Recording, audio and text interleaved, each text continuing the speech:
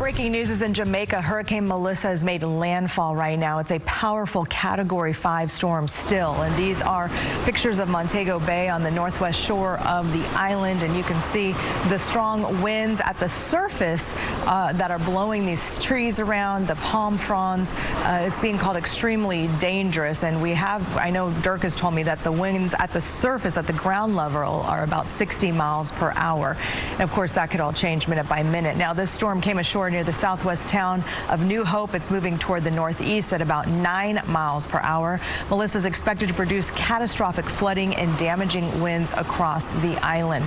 Now, before the Category 5 storm arrived, officials had warned residents and the 250,000 tourists on the island to prepare for impacts from heavy rain and strong wind. If you are under the impact of those Category 5 hurricane force winds, you will be having significant difficulty even with infrastructure that's in the area. So ensure that you are in the strongest area that you can.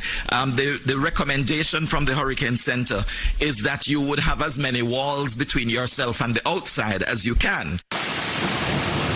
And at least 7 hurricane-related deaths have already been reported across the Caribbean. Melissa is the most powerful storm to ever hit Jamaica. And you heard the officials there mentioning the infrastructure issues. And we're seeing one camera already offline because of a power line that is down. You can see there are a lot of above-ground power lines in Jamaica. Here's a live look. We got this from the streets of Kingston in Jamaica. I believe that is the top left there. And as the camera kind of moves around, you can see just how wet the camera lens is.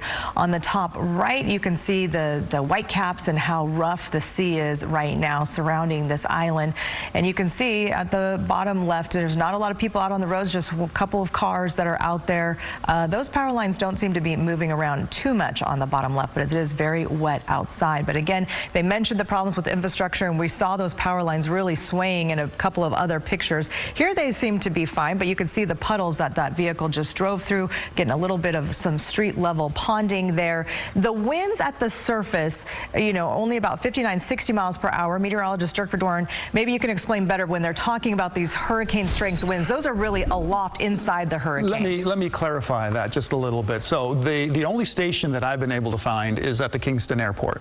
That's an airport that's on the eastern side. So it's right about here on this side of the island. Where the eye of the storm is, you can see it right here. You can kind of see it. This is actually a satellite image, a recent satellite image just going on right now. So you can see the eye of the storm as it makes landfall. It kind of just fills in as it's making its way over the western side of the island. Now it's going to be right here on the outer wall, and this is right near where Treasure Beach is. That's going to be one of the spots that are going to see some of the strongest winds. That's where we're having the 100+ mile-an-hour winds that are going on. So it's not going to be on the west side or the east side here. It's going to be more towards the west side. And right now the eye of the storm is making its way towards Montego Bay, and then it's going to continue its trek north towards Cuba. So that's where it is currently, and that's kind of the situation. When they're measuring those winds for the hurricane, they're flying through the hurricane in those Hurricane Hunter aircraft. Wind speeds are going to be a lot stronger up in the air away from the surface of the earth. As you go down toward the earth, there's friction that gets involved, and so it slows things down. That doesn't mean it's not an extremely powerful storm, and it's not going to do a lot of damage.